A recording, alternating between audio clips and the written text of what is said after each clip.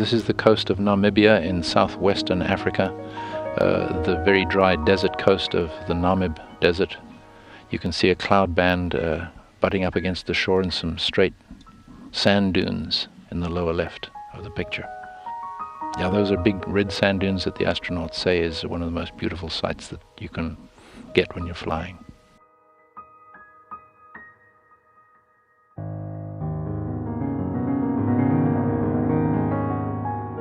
Coming into the view on the left is an impact crater right in the middle of the picture right about now, and some wind streaks. We know where this area is because it's a bit unique. We've got a major dune field coming into the picture on the left there, the Oriental Sand Sea, as it's called in French, and on the top is the Isawan Sand Sea.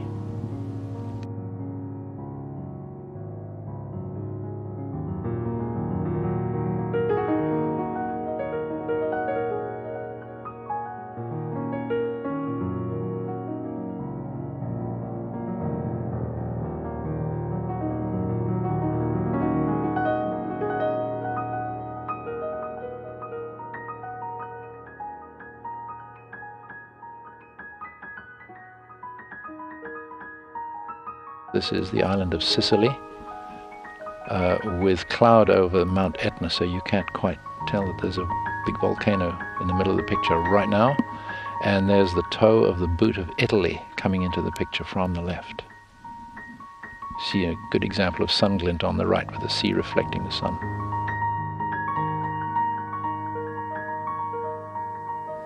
This is the smooth east coast of the Kamchatka Peninsula again.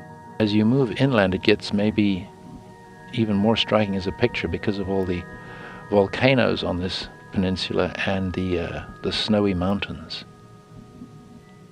There's a volcano just coming into the picture on the top left there. You can see a little knob-shaped feature.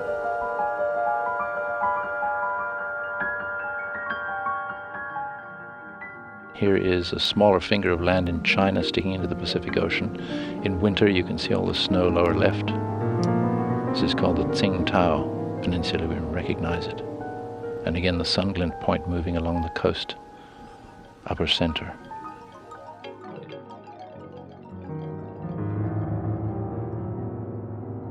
In a very clear picture, Zagros Mountains with snow on them. In Iran, in the country of Iran. Here we have the north coast of Australia and the Gulf of Carpentaria and some islands. The biggest island at the bottom of the screen there is Groot Island, which means the big island in Dutch.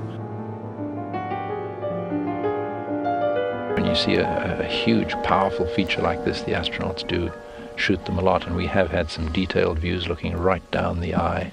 Looking at the eye wall, in fact, and even I seem to remember views of breaking waves on the sea surface at the bottom of the eye. Amazing detail. Look at this neat picture of Great Salt Lake in Utah. And the variation in color is... That's due to an almost complete blockage of the circulation of the lake by a trestle for a railroad that crosses from one side to the other.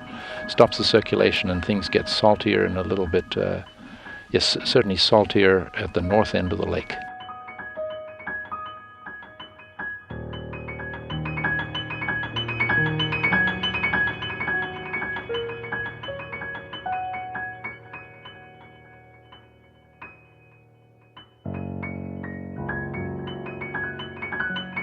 Here you see two circles coming into the top of the view now.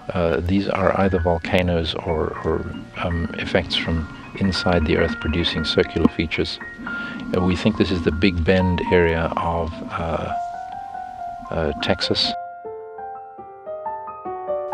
This is an interesting sideways view of the peninsula of Florida, with the Keys stretching out into the lowest part of the picture there, and the shallow seas around the Bahama Islands, top right.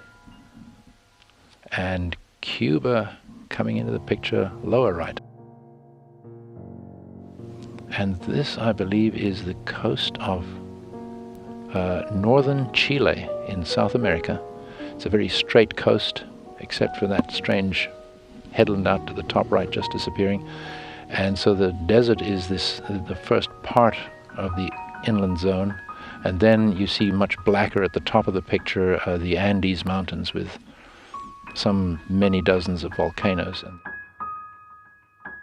here is a thunderhead, the typical look of the thunderheads, big rainstorms that develop over the Amazon basin.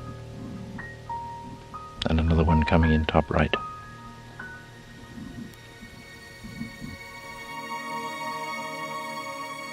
Here's obviously a major river.